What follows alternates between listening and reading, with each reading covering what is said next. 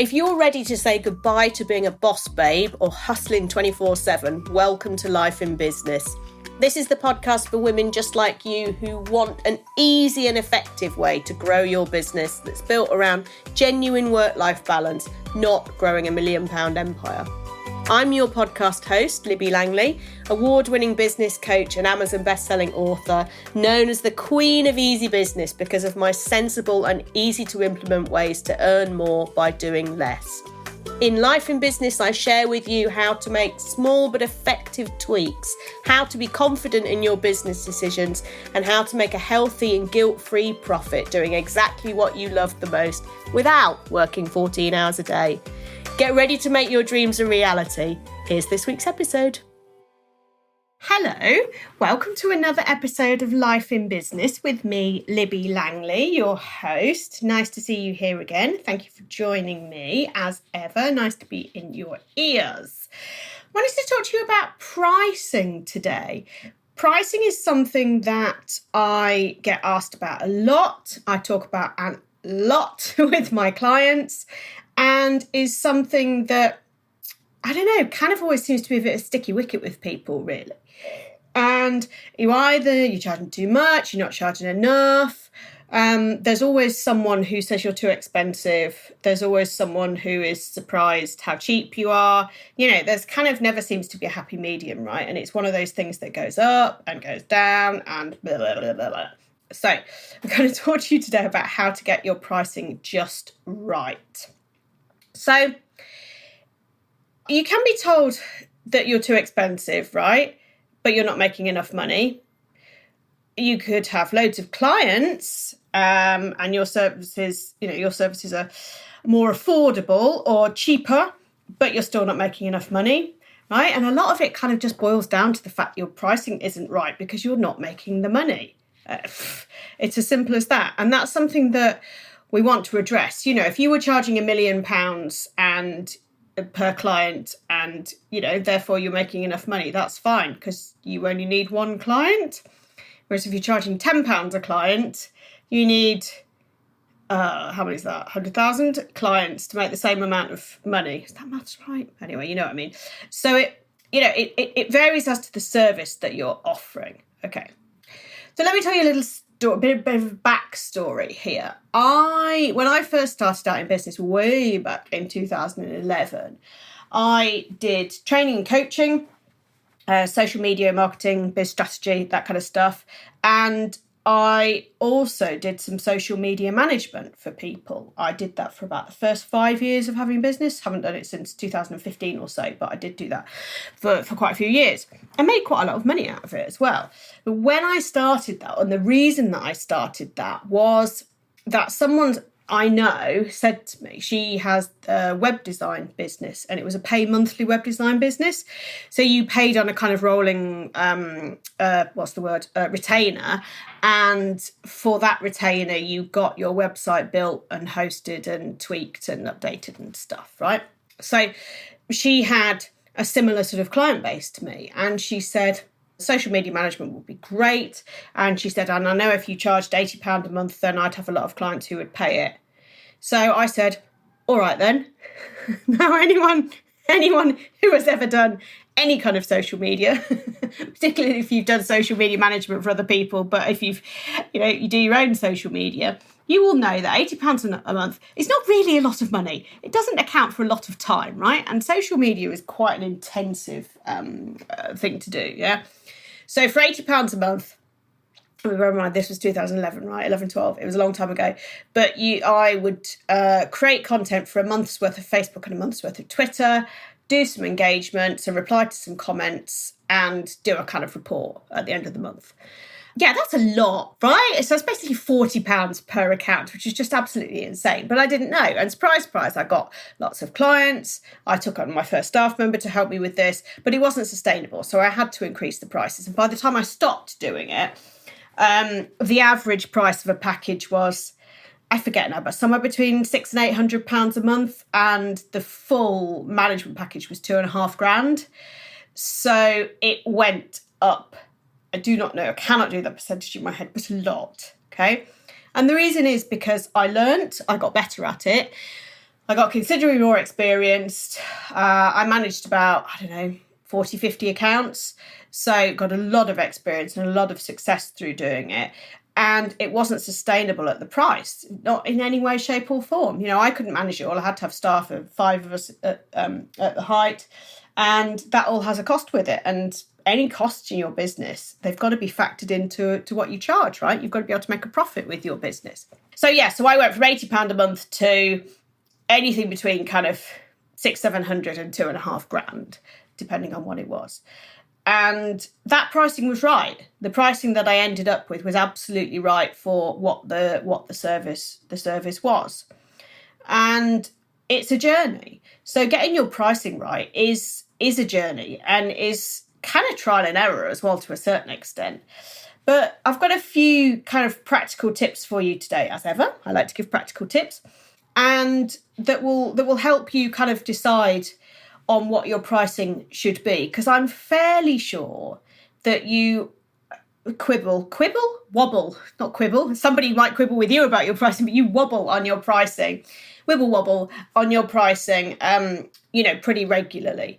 I would imagine that some people tell you too expensive. I would imagine that some people are surprised what value they get and therefore expect more value, right? Those people. And that is all quite a headache, really, because it means that you're not attracting the right kind of people. And if you're not attracting the right kind of people, you're servicing people who there's a kind of disconnect there somewhere along the way. And that sucks. It makes it really difficult, because if they're not your ideal client, and not every client is perfect, right? But some of them are pretty damn close.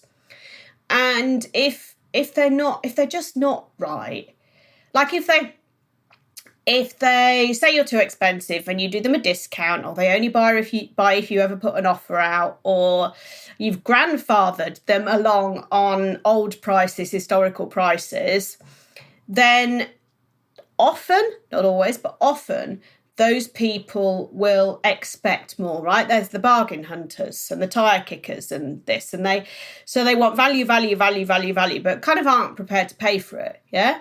There are also the people who simply don't yet have the money in their business to be able to pay for you, but would love to pay for you. And so they take up offers, and then they might be your biggest champions, yeah? And might keep coming back to you next time they've got a bit of money.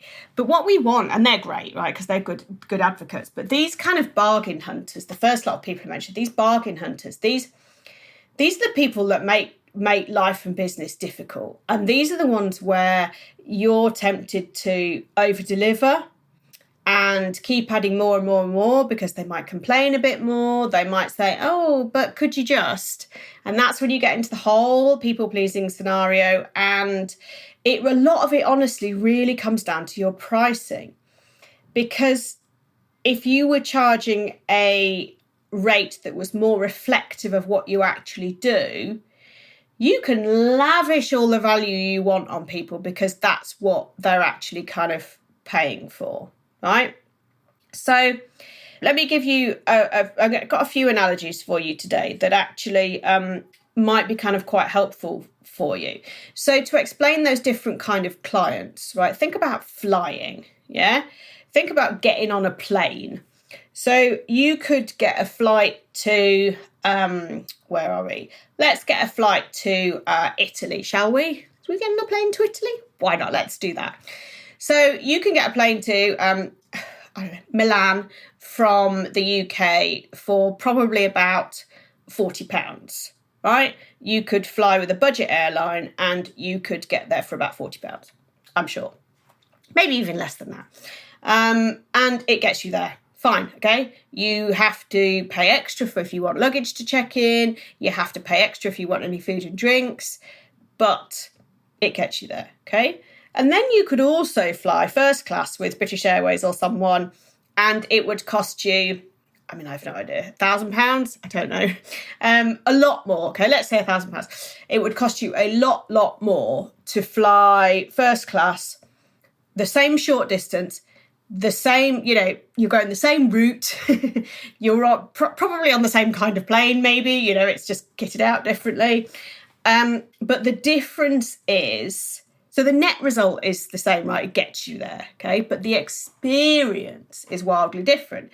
And the experience of flying first class as opposed to budget class is that with first class, you've invested more, therefore you expect more, right? You expect free champagne, free gin and tonics, free meals, people to be able to talk to you, the cabin crew to be able to talk to you, comfier seats, reclining seats, maybe something to read, an individual TV screen so you can watch whatever you want on the channels that are there. And you can see that it's a different experience, right? Whereas when you go budget, you get on, you sit, you get off. But like I say, they kind of do the exact thing. And that's kind of the same for every business out there. There are lots of people who offer essentially the same service, but it's essentially the same product, if you like, but it's the service level that differs. And this is what you need to think about in your business, about your pricing, yeah? What kind of service level are you delivering? And there's no right or wrong here, absolutely not, for sure. I mean, budget airlines make a lot of money, first class airlines make a lot of money. There's no right or wrong here. And there absolutely is a market for every level, but it depends what you want to offer. So do you want to offer budget? I mean, budget's the wrong word, isn't it? But a lower end of the scale and therefore have more volume of people? Or do you want to be more VIP, more bespoke, maybe more one-to-one, and then you're at the higher end of the pricing scale? There's a different vibe for both. And you will kind of know when I'm just talking about these things, you will be drawn to one or the other. Yeah? So if you're looking at the lower end, the kind of volume end, a lot of that is like passive income, for example. Passive income products, perhaps group programs, memberships, things that you can charge less for, but volume is absolutely what matters, okay? So passive income products are things where you build it once, like a mini course or something like that. You build it once and then basically your job, if you like, is to keep marketing it. You might go in once a week and do a masterclass or something with your members, but a lot of it will be already created. So then the time that you spend is on telling people about it and marketing it and getting more people in. And there might actually be higher costs with running something like that, believe it or not, because that might be the kind of thing that you turn to Facebook ads for, because then you can just kind of switch it on and watch it go, yeah? But in terms of profit margin, it might have a lower profit margin, but because you're dealing in volume, you actually still make the same amount of money than if you're doing high end, yeah? So if you're doing a kind of a more interactive service, like a one-to-one service or high-end products or, boutique or something like that, then you'll have fewer customers. You'll need fewer customers. They'll come to you through conversations, through recommendations, that kind of thing. They will pay more money because that's more of the equivalent to the first class flying, right? And you'll only need to have a few of those to make the same profit as you'd make from the kind of lower end of charging. One is high touch, one is low touch or lower touch. And if you find that you think, well, I'm offering that VIP first class service, but I'm charging I'm not charging much for that. I'm charging £80 a month for that. Then you see how there's a disconnect, right? There's a total disconnect. So you're over-delivering enormously, you're undercharging, and you're people-pleasing. You want to offer the champagne service, but you're doing it on a lemonade price. And that's just disingenuous. Yeah, it's unfair to you, right? To your skills, to your experience, to what you want to do. I mean, we all want to deliver a great service, right? We all want to give as much as we can to our clients. We all want to be there and support and love and care for our clients. But there's no reason why people shouldn't be expected to pay for that. So you think of flights again, right? You want to get on this flight to Italy, or where should we go? Maybe we'll go to New York this time. You want to fly first class to New York. Well, British Airways are not going to say to you, or Virgin or wherever you go, they're not going to say to you, sure, you can have that for £200. Of course you can. They're not going to do that. Of course they're not going to do it. And we wouldn't expect them to do it. But when people come to us as service providers, when people come to us and say, oh, I can't afford that, I really didn't think it would be that much, or that's out of my budget, but I'd love to work with you, there is that tendency, and I know that I've known this from my clients have said this, and I know this just by talking to people, in the social media realm, in the world on the internet, I mean, that people will then offer a discount. Oh, okay, I'll tell you what, I'll do it for half price because I like you. But why would you do that? Why would you devalue what you're offering? And then you've got some people paying, getting an incredible service for a fair price. And you've got other people getting an incredible service for the equivalent of a budget flight. It's not right. It isn't right. It isn't right for you. And it's not a good way to sustain a business, because you will be doing people pleasing, and you are doing over delivering. And you can't sustain that because it's exhausting, right? The not having enough money is simply down to getting these kind of fundamentals in your business right. So getting your pricing right and making sure that you're appealing to the right clients that you want to work with. Yeah. You will always be too expensive for some people. You will always be that. You will always be suspiciously cheap to others. That's just the way it is, right? But if anybody makes any comment to you, it is absolutely not a judgment on you and what you're charging. Actually, it's about them and their money mindset, their limiting beliefs, their expectations, and all of that. And just because someone says that you're too expensive or you're too cheap, then it doesn't mean that you need to tweak anything.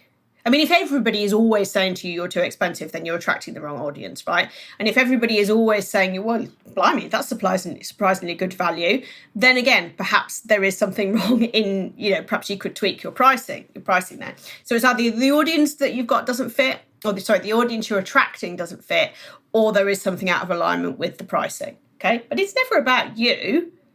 It's never about you at all. It just isn't. Let me give you another analogy here that will help, help put this kind of into context. So if you feel you're getting judgment from people on your prices, let me take you shoe shopping.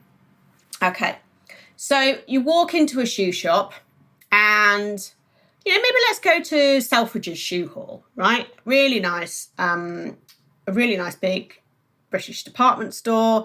Shoe hall is amazing. It's got 1,000,001 different kinds of shoes. And so you're walking around, you can close your eyes, come shoe shopping with me. So we're walking around and you see 3 pairs of shoes that you like, right? You're looking for, let's say, a pair of black boots, okay? And so you see 3 pairs of black boots that you like. You pick one up and they are £20. And so you think, maybe they're not leather. Maybe they won't. Maybe they'll pinch my feet. Maybe they won't last for more than one season. Okay? And so you put them down. That's fine. It's raised some questions for you. You put them down. So then you go and you pick up another pair of shoes and they are £500. Another pair of black boots and they're £500. And they look really similar to the first ones. Yeah? They look really similar to the first ones, but they're £500.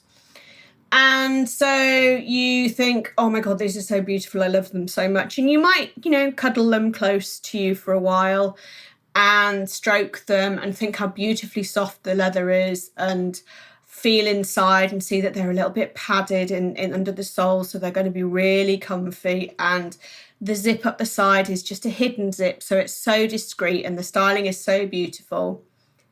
But they're £500. You would love them, but they're £500. So you put them down. Okay, you've held them close, you've cuddled them, but now you put them down. And then you pick up a third pair, which is £250. So it's exactly midway between the two, pretty much. And you like them. Like I say, all three pairs look really similar. You like them. These have got soft leather. The zip's not hidden like it was in the more expensive one, but but you like the style of it. There's a tiny little bit of detail on the back in the stitching, and so you try this pair on, and actually they're really comfy. You like them, and you think, well, I'm going to have these for a few years. I'll wear them for a few years. I'm confident I'll get the wear out of them that I want, and so you buy them. Okay. Now, you weren't making any judgment on the others. You liked them all. But actually, your decision was made on what price you felt comfortable paying. Okay? So the cheaper ones you thought, do you know what? Maybe they're not really going to last. Maybe they're not going to deliver what I need. The more expensive ones, it's a lot of money. I don't know, would I wear them out in the rain? It raised other questions for you. But the ones in the middle actually are the ones that you felt the most comfortable with. And you can put as many zeros as you want on this, right? Your £500 pair of boots might be £5,000 for you to put down. You might buy the ones that were £2,000 rather than £250. Do you understand? Right? This is not about the actual figures that I've put on these things. This is about understanding that when someone says to you, wow, that's expensive, it's zero to do with you. It's zero to do with you. It's absolutely to do with them. And they will find the service and the person who is right for them. Yeah? You don't have to adapt. You're not going to go into Selfridges, see the £500 pair of shoes and say, oh, but I've only got £40. And they will just say, okay, well, here's the £40 pair of boots that looks really similar. Why don't you buy those? Do you see what I mean? If you put it into an analogy of a shop, it doesn't make any sense at all to discount stuff so much or to try and offer something that doesn't fit. Yeah? So I hope that analogy has been helpful, actually. I do find that putting things in real world terms makes things, I don't know, just kind of makes things more concrete and easier to kind of digest.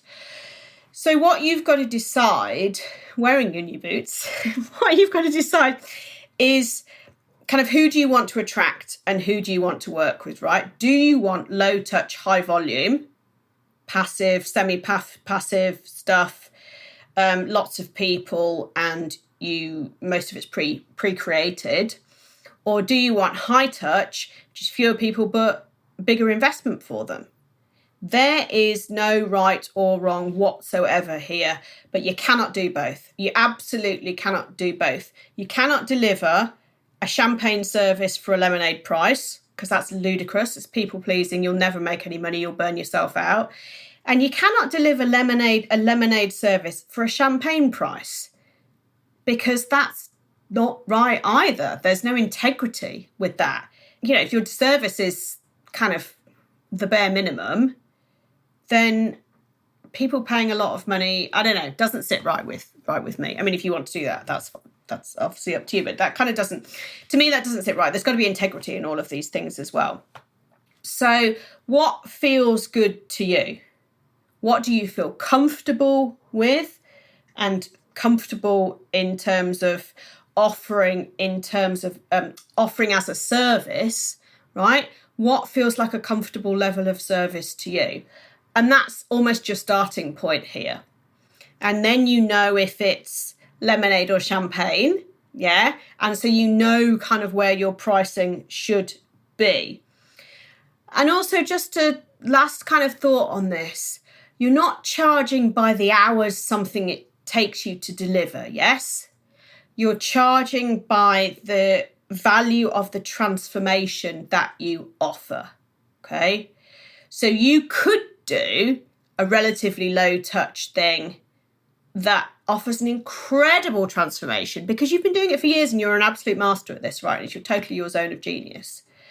So It's not about hours you work. It's about transformation you deliver and space you hold for people. Okay. And that's all the kind of secret of how to get your pricing absolutely right for you. Forget about everybody else, because like I say, you're always going to be too expensive for some and you're always going to be suspiciously cheap for others. Always, always, always. And you will never, ever, ever be able to change that. Okay, so don't try and change that. People will always make comments about your pricing, and remember that is zero reflection on you. That is what goes on in their head, and it's not up to you to change it. Okay, I don't think it is. If someone says you're too expensive, fine, absolutely. Okay, someone says that to me, I'd love to work with you, but it's not in my budget at the moment. Right, okay, I have a weekly podcast you could listen to for free, or you can buy my book. You can buy my book off Amazon. And if even better, if you have Kindle Unlimited, you can get it for free on Amazon. Yeah, because you already pay your subscription.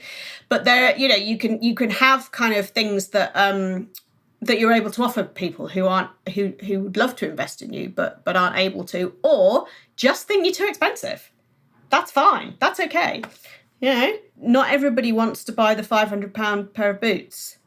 Not everybody wants to buy the £40 pair of boots. Somewhere on that scale is where you will find your sweet spot and find where you're comfortable with. And that is absolutely the way to get your pricing right. Okay? So hopefully that's been helpful. So think about flying, the differences between budget and first class. There's no judgment. There is a market for both. Which do you want to be? And think about champagne service, lemonade price, lemonade service, champagne price, and where you want to be on that. Please let me know how you get on with this, because I know this is a massive thing for so many of you. Libby Langley, at Libby Langley on Instagram is the best place to get me, and I love hearing from you. So thank you very much, and I'll see you next time. Thank you for listening to Life in Business.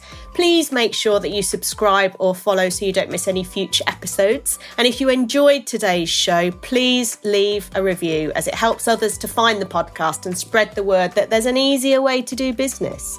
If you want to chat with me about today's episode or suggest a topic for the future, I would love to hear from you. You can find me on Instagram at Libby Langley. See you next week.